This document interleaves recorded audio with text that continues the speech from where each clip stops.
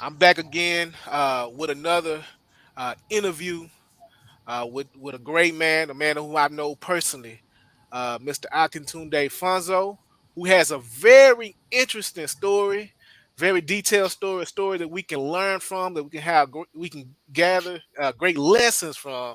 And so I'm glad that he took the time out to interview with me and with us, so that we can refer to these conversations with, and as a learning tool. I want to appreciate you, Mr. Fonzo, for taking the time out to joining us today. Um, Go ahead, if you can, go ahead and introduce yourself. My name is Akintunde Funso. I'm one of the founding members of the Dallas Chapter of the Black Panther Party. I'm a Dallas native, and that's pretty much it. I've been part of the struggle for a number of decades. Right. Most definitely. We've been talking on and off for many years, and I think I've always just found it interesting people's personal life, and we know the politics, the Black Panther Party and other social movements from the previous generations, but rarely do we ever get to have conversations about family and things of that That's nature, true. and really what kind of creates that situation that led to that activism. So if you can, tell us a little bit about your upbringing.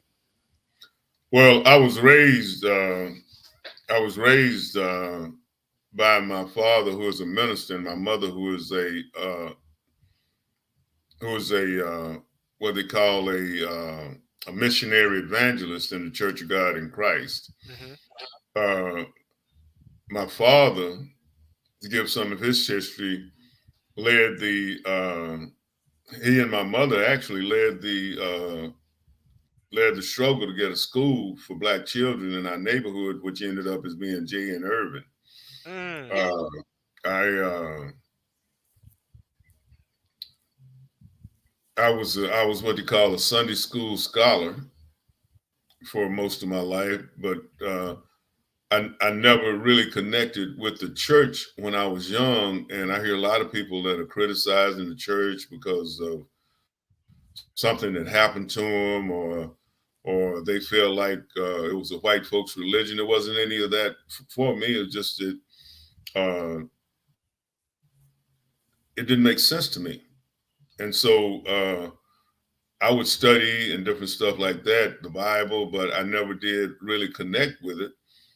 And I was one of those kids that when they would ask the children to come get saved, I just still sit there, which is I think was really embarrassing to my mother. But my father would Hmm. tell me that if you're not, if you don't feel it, you shouldn't do it because you don't play with God, because you don't want to find yourself in the hands of an angry God. And the main thing that makes God angry is lying. Mm. So yeah, and so I grew up and. We lived in what they call a shotgun house in 5 Mile, which is between Highland Hills and Singing Hills, and between Simpson Stewart Road and 5 Mile Creek. Okay. And I don't remember. I remember very few times when I went to bed when I wasn't hungry. And we got ridiculed a lot because our father was a minister, but he was what they call a true believer. Hmm. So he wasn't shaking the pot. So we didn't have a lot, and so of course I had to learn how to fight. Uh, so I became. At first, I got beat up all the time because I was real scary, and my mother told me that Jesus said, "Turn the other cheek." That's And at that surprising. time, huh? No, I was saying that's surprising because I just see you as this strong guy. So it's surprising that you got beat up or whatnot. So I thought that was interesting. Well, the way we learned to fight as kids is we fought until we knew how to win. I have a pedigree that is a part of the legend of our family that my father's uncle was the first heavyweight champion of the world. So I got fighting naturally, but I just really was always one of those guys that I didn't want to fight, but it's a guy, it's the kid Tupac used to say, "Ain't no killer, but don't push me." I was one of those people. But what happened is that when I moved to a new neighborhood, and you know how when you move to a new neighborhood, different people from different parts of Dallas come together, Hmm. and there's that thing where you either gonna fight or you gonna stay in the house. And I wasn't Right. gonna stay in the house. I got my reputation when two guys tried to keep my little brother from coming to the park, which is right across the street from my house. And I was real small. And I most stayed in the house and read all the time. And my brother came in crying and said they said that he couldn't come to the park because he beat up their little brother. And I came out to talk to him. I wanted to negotiate with him, peacefully. I said, Hmm. man, my little brother say y'all telling him he can't come to the park. And it's right over here across the street from the house. I said, he coming to the park. They said, well, you might not come to the park. And I gave my little brother the book that I had. I think it was the Republic by Plato. Right. And I hit the first guy in the eye, and the other guy was trying to sneak up behind me, and I saw him out of the corner of my eye, so I backhanded him in the eye. And I don't know if I would have won the fight or not because when I hit him in the eye, they started crying. So, man, he hit me in my eye. And from that point on, folks had that attitude that, man, don't mess with his family. I don't care how big he is. Because those guys were about, uh, those guys were about, let's say that, let's say that, let's say we compare you to Marcus X. Hmm. Okay. That's about the size they were over me.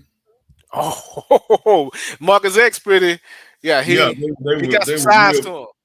Yeah, and see, I didn't grow until I was about 17 years old. Ah, I I just had remember seeing pictures with you. I remember seeing one photo you posted, and I think you had like muscles. You was like had a lot of muscle. Tell you was working out a lot. Yeah, well that was after I came from prison. Okay, okay. Yeah, see, I went to prison in 1968. Uh, I kind of got it. That's how I got into the struggle, kind of accidentally, because Hmm. when I went to prison in '68, Martin Luther King got killed, and me and my homeboys were downtown, rough housing and hustling any Caucasian on the street. And basically, what we were doing, we were just jacking them. Right. And we went into HL's Greens, and there was an FBI agent because when King got killed, a lot of FBI agents were put on alert, and the FBI agent told me, he said, "Son, if anything even happens that even resembles a riot in the city of Dallas, you going to prison." And I called myself being fly because I'd already got into the street corners by then. And I said, well, I'm going to prison anyway. I'm a professional criminal. That's one of the hazards of the game. That's an Hmm. occupational hazard. I said, Hmm. so you ain't saying nothing. I said, you need to get up out of my face before I pop you. And this big old white boy looked down at me like a cow looking at a new gate, like, did he just say that? And he told my homeboy, he said, you going too. And that's when the Blitz Bandits started doing stuff, and we were doing stuff. And that was in April of '68, and then what was it? Probably July of '68. I don't remember exactly. Uh, I was in the Dallas County Jail, 17 years old. Wow. And I tell people all the time, Martin Luther King got me put in the penitentiary.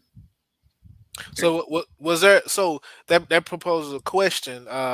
So Martin Luther King was killed April 4th, 1968. Are you saying that was there any type of rebellion that took place in the streets of Dallas? Because Yeah, a lot of times it's kind of glossed over in Dallas. A lot of people don't talk about that sort of kind of history related to Dallas. yeah. It was like it was people going. Well, we didn't burn anything, but we were going. There was at the Langston Shopping Center was a it had a lot of good stores. It had J.C. Penney's. It had a bowling alley. It had a lot of good stores, Hmm. and we went through there like locusts. And Lancaster Key Shopping Center. Langston Shopping Center, and plus guys were going around robbing. Cause see, Dallas. I don't know if you know about this, but Dallas is a hustling town, and hustling to us was a business. It wasn't about okay, Martin Luther King got killed. We ain't gonna burn Mm, nothing down. We're gonna take something. right. Yeah, people talk about reparations. We said what was that we used to say? No, we're not robbers. We just getting our back pay for slavery.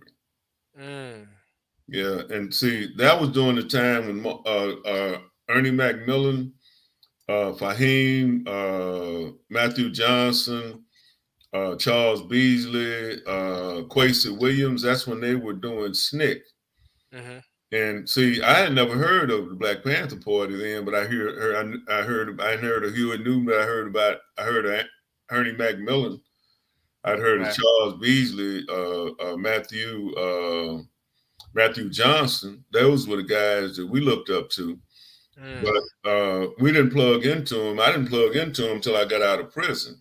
mm, And when I went to prison, I was known for protecting my homeboys. You know, uh, I think that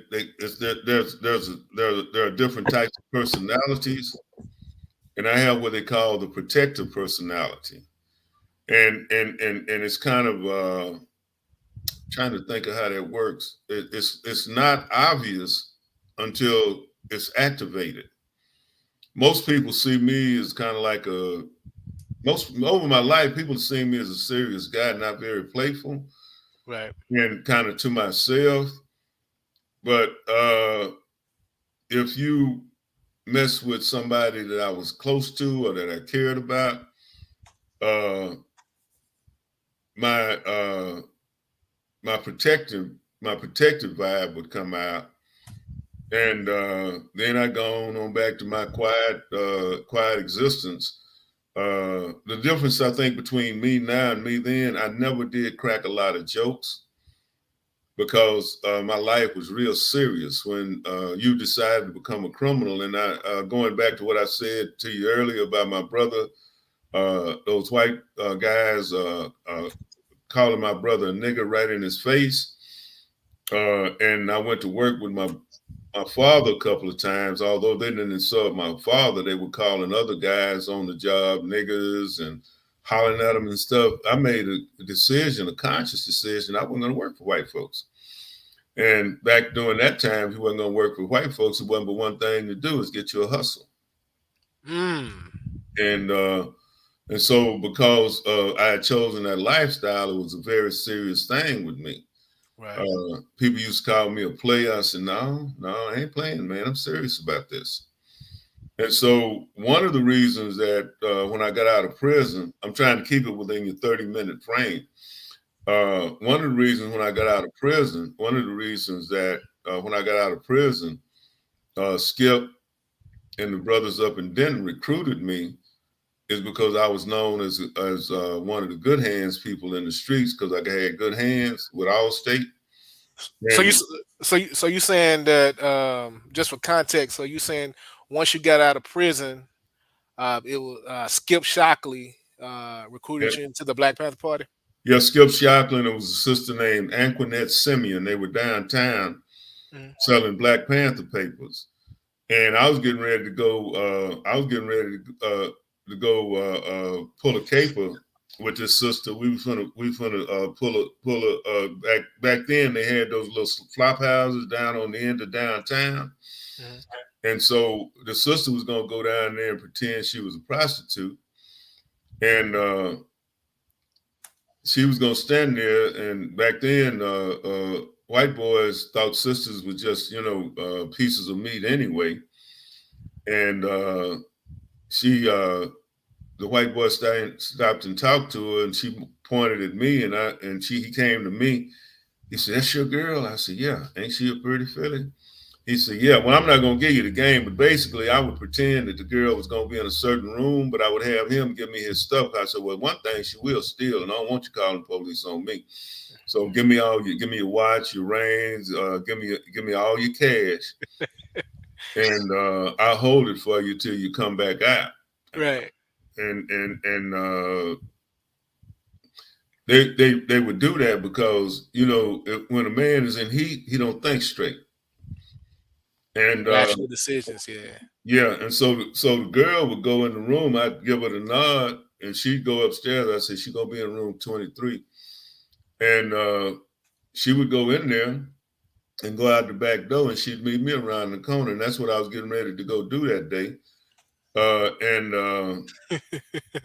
when we left H.L. Green, because that was a meetup spot for a lot of cats when they was gonna be hustling downtown, H.L. Green's. Hmm. And we were leaving H.L. Green's. She came when I met her at H.L. Green. She came in with a Black Panther paper. I said, "Girl, where you get that? I used to take them cats riding the drop off papers in Detroit because I used to do this scam called the savings bond contest, where you'd have people sign up for $500, $600, $700 worth of magazines and get them to write a check to cash. But that's a whole different story." Mm. When I saw her with the Panther paper, I told her to take me where it was, and I went down there, and his sister was down there. She was fine as wine before he took the grape off the vine. She was so fine, and I was sitting up talking to her, and I was rapping dialectical materialism and the Communist Manifesto to her. And I was talking to her about how that Marx was actually the theoretician, and Engels was just someone who was supporting him. And I was running it down because she seemed to be fascinated by it, and I was calling myself trying to pull, and Skip walked up, and he said, "Say, Wolf, what's going on?" I say, "Nothing, Skip, man. I'm trying to win with this girl." He said, "You can't be with a Panther sister unless you're a Panther." I said, "Well, sign me up, man."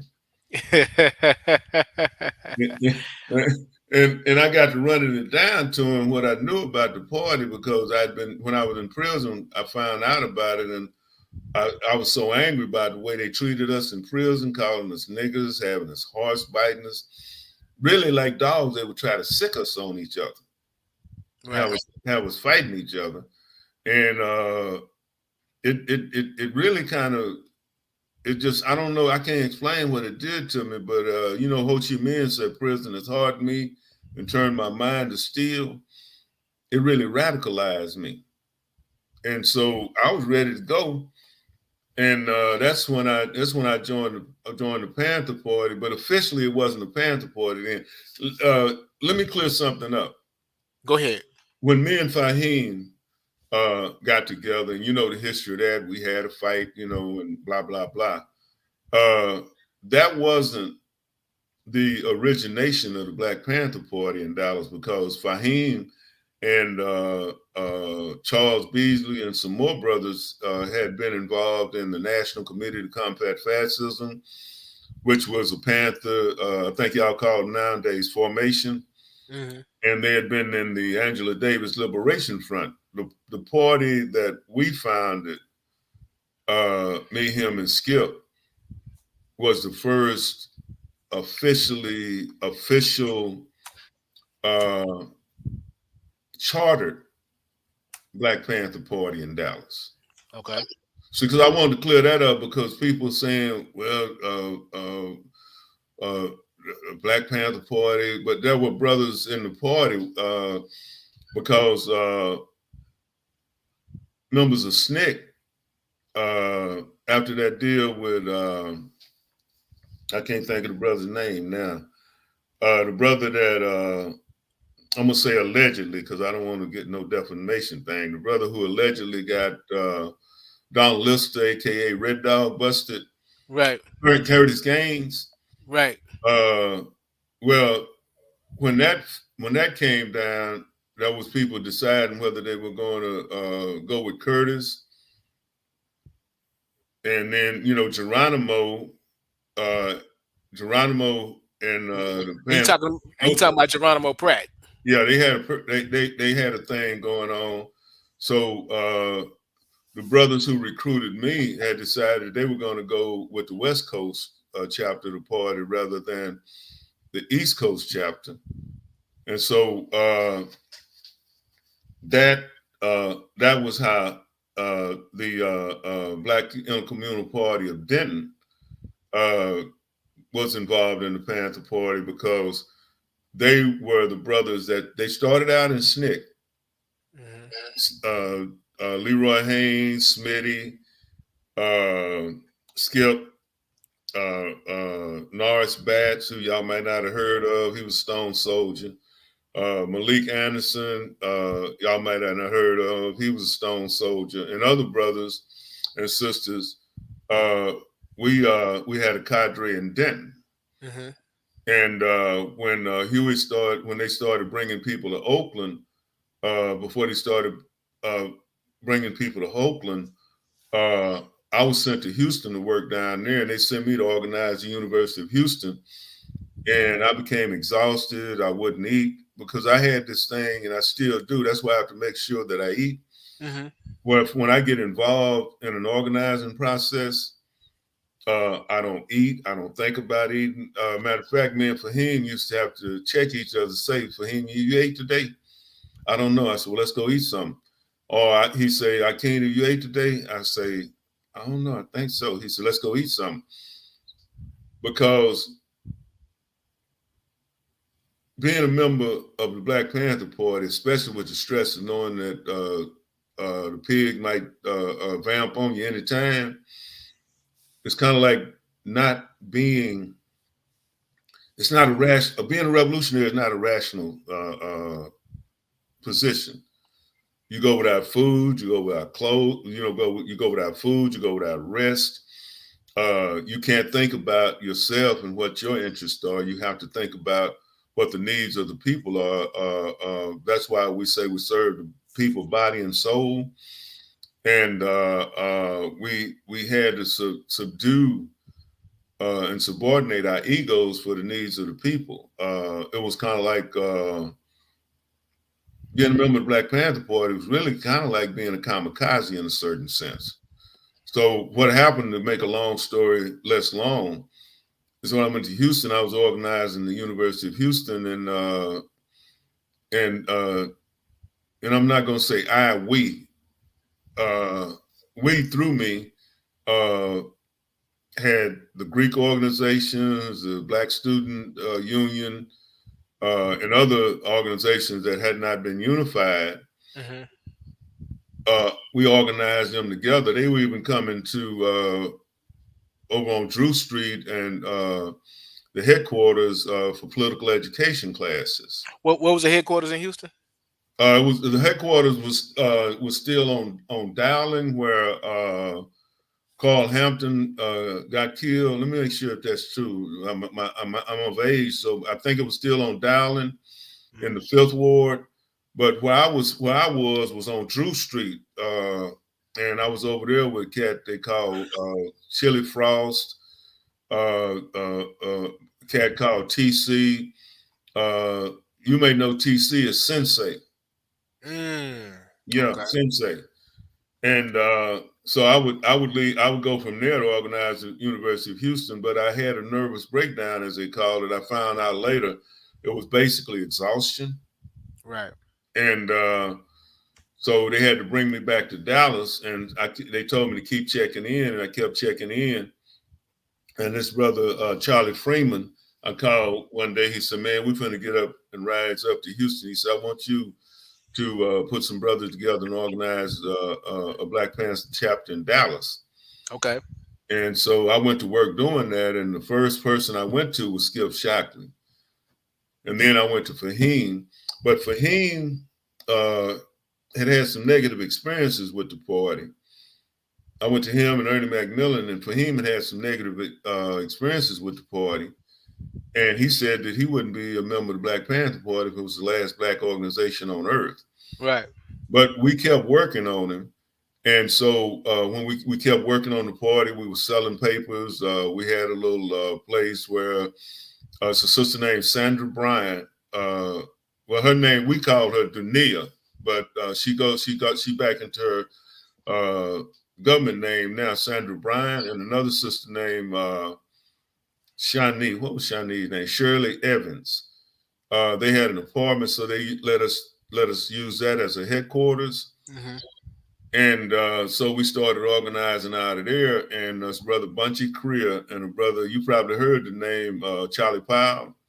I'm familiar with Bunchy Career for sure. Yeah, well, Charlie Powell, you may have known him because he changed his name to Khalif Hassan. Oh, okay. Charlie Paul Henderson. Yeah, he changed. Yeah, he changed the name Khalif I went Hassan. I went to school. I went to school with his daughter Monique. Okay, okay. Yeah. Well, they came out to check us out, and they went to visit Fahim because him and Charlie Powell were comrades in SNCC and in the Angela Davis Liberation Party. Mm-hmm. And so Charlie Powell talked Fahim into, wanting to be a member of the party. And me and Fahim talked about it, and we got into a fight. Right. Because he was an alpha male, I was an alpha male. And we had a fight in what they call the Dallas Legal Services offices. And I don't even think that building even exists anymore. But after we had the fight, we sat down and we said, well, man, what are we going to do about this? Because we know we got to put this together. Right. And so they said that Fahim would be the coordinator of the party. And he asked me what position I wanted. I said, man, I just want to work for the people. And so that was kind of like a rift between, you know how they had the East Coast chapter and the West Coast chapter? Right. That was kind of a rift between the brothers that I had worked with, Skip, Norris, Malik, and other brothers, and Fahim. And I don't know if it was a personality clash or what, but I was kind of like the liaison. The liaison, and Middleman. yeah, and that's a stressful position. Because I was working with Fahim, we were selling Panther papers, and because see, that's one thing I have to. A lot of people would criticize Fahim, but I tell you what, if members of the rank and file were out selling Panther parties, Fahim was right out there in the rank and file selling Panther parties, Panther papers, Black Panther papers. Right. He wasn't one of them cats that was a armchair revolutionary. And so, we weren't that close at first. We got close over the years. And one of the things that pulled us together is we both had a desire to serve the people that was greater than our individual and personal lives. Right. But I did the work with brothers in South Dallas, and he was working in West Dallas, and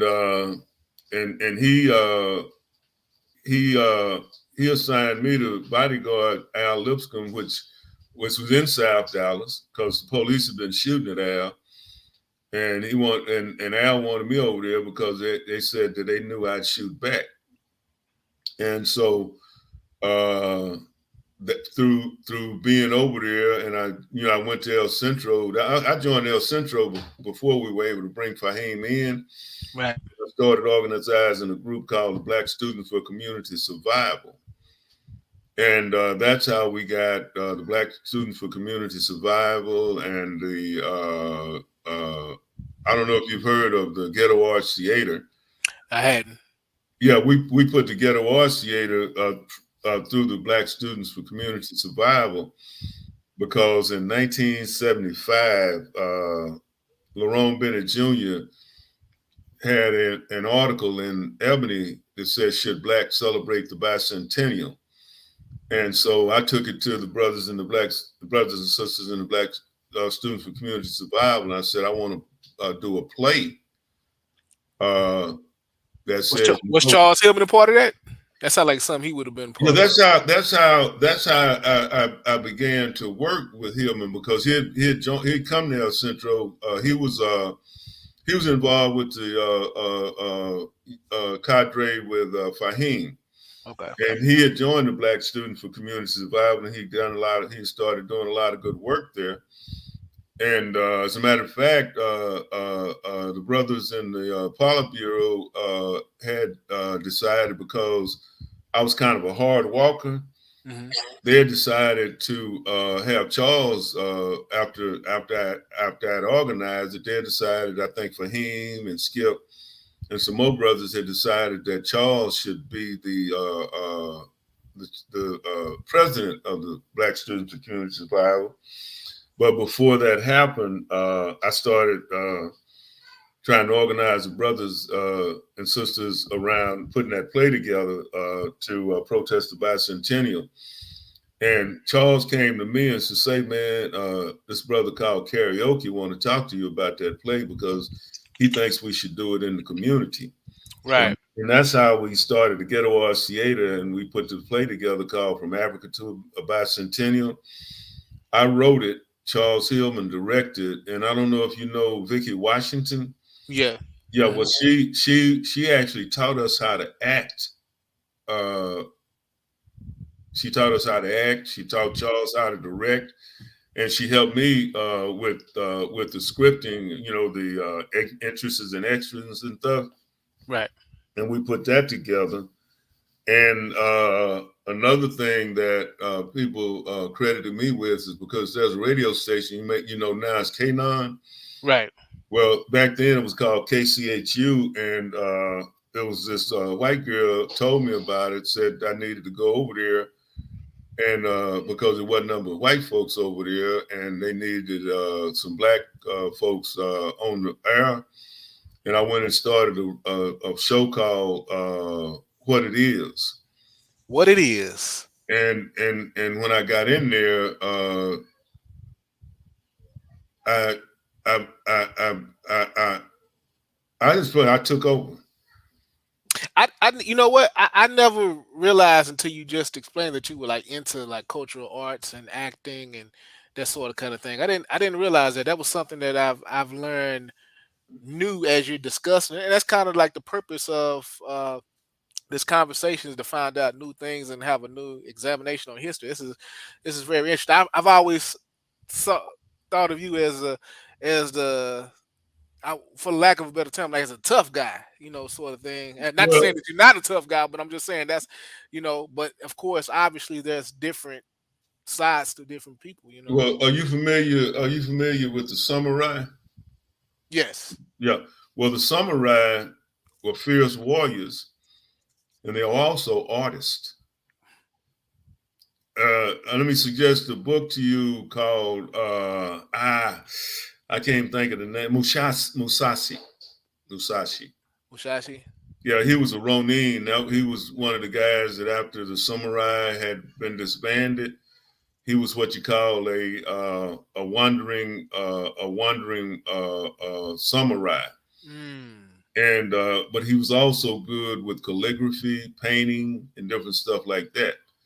See, most warriors are artists. right. As a matter of fact, I forgot. I think his name is Sun Tzu. He wrote a book called The Art of War. Okay. And I Okay. don't know if you're familiar with it or not. One of the reasons that I was such a good fighter is because I was such a good dancer. Makes sense. Yeah, yeah, yeah. And I could hit you 5 or 6 times, and by the time you swing at me, I'd be behind you, hitting you in the back of your head because I wasn't conventional. And see, Uh, I grew up writing poetry. Uh, I was a very good student, and I love poetry, and I love history and the drama of that. And I was an avid reader. You ever hear of a guy? I forgot his name. He was one of the Chicago Seven. He wrote a book called "Steal This Book." Still this book. Yeah. Well, see, I was still in books by Mil Baraka when they called him Leroy Jones, and I Mm-hmm. was still in books by Hakimata Booty when they were calling him Don Lee, and you know they were playwrights. And I would read. That's a matter of fact, I had no training in playwriting when I wrote From Africa to a Bicentennial. I used their plays as a template as to how to stage, how to do entrances and exits, how to make it more dramatic. And it wasn't so much. I was an artist, but my deal was not so much as to be an artist. Charles Hillman was the artist. Okay. Vicky Washington was the artist. Karaoke, I think y'all knew karaoke is Baba Ifeyomi. If I yeah carry yep. Yeah, they were artists, but my deal was to use art to further the struggle. Mm, I don't know if that makes sense, but see, revolutionary art. The purpose of revolutionary art is to be liberation art to liberate the people, right. and so that was what I was doing when I was writing the plays and writing the poems because when they would have rallies and different stuff, they would always want me to write a poem to motivate the people towards struggle. Right. And yeah, I still write. People be saying, "Man, you ought to write a book." I said, "I got to read Facebook." Let, let me ask you. So we kind of got understanding of the time frame, kind of what made your foundation, which is really your family, Yeah, hardworking mother and father. yeah. You kind of let me know privately that you have a number of different siblings. In terms of like the '80s, like far as what was going on in the '80s politically, in your mind, far as the presidency of Ronald Reagan, as far as black people in general, as far as, correct me if I'm wrong, the Black Panther Party officially ended, or disbanded, I should say, in 1982. In Uh, 1982. yeah. So, in from your perspective, how was that received as far as the disbanding of the party? It was devastating to me. That's when I spun out Mhm. because uh, the same way my father was a true believer in what he believed in, I was a true believer in I was a true believer in the position of the Black Panther Party as being the vanguard of the revolution, and I had committed my whole life to it. And so when you commit your whole life to something and it disappears, it's kind of like you don't have anything to hold on to. So I went back to the streets. Mm, mm, Yeah, I went back to the streets. You know, you go back to what you know. right. You go back to what you know. I didn't go back to the church because, like I said, I never was really fully connected to the church.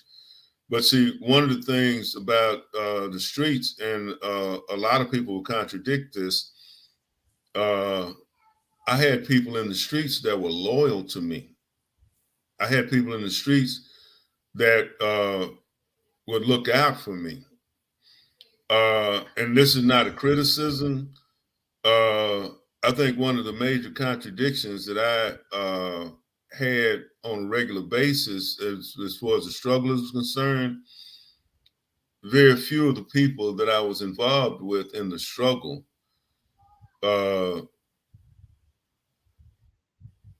had had practiced criminal behavior. Mm, and had established the relationships with folks who would say stuff like, "If money will get you, I'll raise you." And so those people, I'd become, even when I was in the Panther Party, if it was come to a point where we would run out of money, I'd go up on the streets and holler at some of my partners, and we come up. right, So that's why I went back to the people that I knew were loyal to me and that loved me. These were people that even when I was a square, they looked out for me because I'd help them do their homework and stuff. right, When uh, when we went to penitentiary when I was 17, uh, they come to me and say, man, this cat trying to knock my homeboy off, man. They think cause he yellow, he pretty for real. And I go talk to the cats that was messing with him, and they leave him alone. right. Yeah, and that's one of the roles I played in the Panther Party. Is that matter of fact? Skip told me one time. He said, "Man, do you know people were scared of you?" I said, "Why were they scared of me?" And he told me about this sister who used to come to him and tell him, "Skip, can you get our king?" And that was after I'd started smoking weed because I never used any mood of mind altering chemicals when I was involved in the party because I felt like that I was in violation of my full focus on the needs of the people. He come up here and uh, we'll be cleaning some weed and he'll just come and roll them 3 or 4 joints and then walk out. And Skip said, "Well, what I'm gonna do?" He said, "Well, he'll listen to you." But I didn't know. It really was embarrassing. And I felt kind of ashamed because I thought, well, you know how other people see you in ways that you don't. Right, I thought I was just I thought I was the guy that, I thought I could do that. You know how people say I can do this? I thought I could do that. Because a lot of people, and Skip told me this. He said, "Man, a lot of people use your name to keep folks off of it." And all I knew is I was just trying to serve the people. So uh, I don't know where I got off with that, but yeah, I went back to the streets. I went back to the streets. That's why when I tell people I've been to prison 5 times, well, I went when I was 17. I got out when I was 19. I joined the party when I was 20 or 21. And when the party, 2 things happened when at the same time. The party fell apart, and my relationship with my woman, who I love like served bread and butter, and I was raised on served bread and butter and bento beans. Uh, me, me and her broke up, and I just, I didn't just disappear from the party. I disappeared from me. It was like you ever heard the book Look for Me in the Whirlwind? yes, sir. That was exactly what was going on. I was in a confusing whirlwind. I would get out of prison, stay out of prison for maybe maybe I think the longest I stayed out of prison uh, after I came home, I went back in '78, and I think I stayed out till '80, and then I went back in '80, and I was released in '82. I was released in '80. You know what? It was such a blur. All I know is between '78 and '85, I went to prison 4 times on 2 convictions. So, what? So, I understand that you have also achieved a high level of education. Like, when did you decide? Okay, I'm gonna like go to school to reach a high level education? Because I think you got, I know you have an advanced degree. Not sure exactly what it's in, Yeah, but I have a bachelor's in business. It's called with a specialty in technical management, mhm. and I have a master's in social work with a specialty in addiction and mental health. Gotcha. But and this is another thing that I didn't mention that was one of the benefits of being a member of the Black Panther Party. Uh, those degrees, the information that I needed to get those degrees, I got them when I was working with the Black Panther Party because we would study. We were probably the most studious uh, people that call themselves revolutionary. We studied socialism, sociology, social work. When we would be feeding people, that was social work, and we would actually we actually put stuff together to structure that. And so when I got in school, everything they was bringing me with in school, I'd either learned it in church, in the streets, or in the Panther Party. So uh, I had a GPA of 3.76. I'm gonna have to check it out for my master's. But everything that I I needed to know to get my master's degree, I either learned it from the brothers in the cultural nationalists, the Pan Africanists, the people in the Panther Party, because in order to struggle, you have to know your history. Mm. Yeah, so I was in a class in my master's class one day, and they were discussing Booker T. Washington and how that he had taught Southern black farmers, not Booker T. Washington, George Washington Carver, that when he went to Tuskegee to work with Booker T. Washington, he was teaching black farmers how to get the most out of the land through crop rotation. White farmers didn't know anything about that. And they were jealous because the black farmers were actually getting some out of their land. And when I was talking about that, I said the show was terrible. They castrated him, and everybody in the class went real silent. And they say, "No, no." I said, "Well, did you hear his voice on the? Because they had a recording of him." I said, "Did you hear his voice?" They said, "Yeah." I said, "You see how high his voice was?" They said, "Yeah." I said, "They castrated. He was castrated." They said, "They was castrated." I don't even want to believe that. I said, "Well, he was." I say he was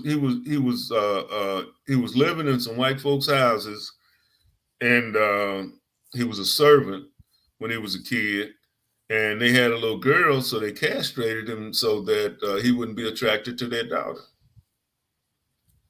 And the only person in that class that knew that besides me was the instructor. Wow. And so they said, "Is that true?" She said, and she know what she told him.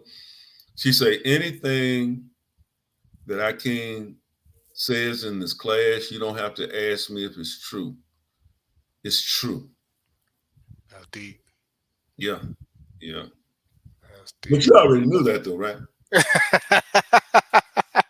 Yeah, yeah, No, yeah. I'm talking about the castration. Oh no, I didn't. Actually, I didn't. Actually, I didn't. Yeah, Actually, I yeah, he didn't. was castrated. Yeah, and that was the reason why. And see, uh, the only problem I had getting my master's was a course in statistics because me and math don't get along I got you. at all. I got you. I got you. I got you. Well, I do want to say, Mr. Fonzo, we appreciate you for telling your story. We definitely want to have you back to kind of discuss some more history. We don't want to give it all in one day. Want to give it bit by bit, piece by piece. Yeah, Hopefully, this yeah, will be very beneficial for someone that's looking and wants to have an understanding. Number one, about life and how without struggle. There's no progress, and obviously there yeah. have been some great progress for yourself personally, family, etc. So we definitely appreciate you. Do you have any last thoughts? Anything of that nature? No, I just want to share something that I've had to deal with over the years with people coming up. Uh, Even if I would acknowledge that there were so-called informants, agents that were involved in our struggle, I would not uh, I would not reveal it or call any names, and that's something I just want to put out there because uh, most of the people that were alleged, you know how people just, it's like a game, man. It was like a real psychotic game, man. He's an agent, he's this, he's that. Most of the people that people told me were agents did a lot of good work in the struggle. Mm.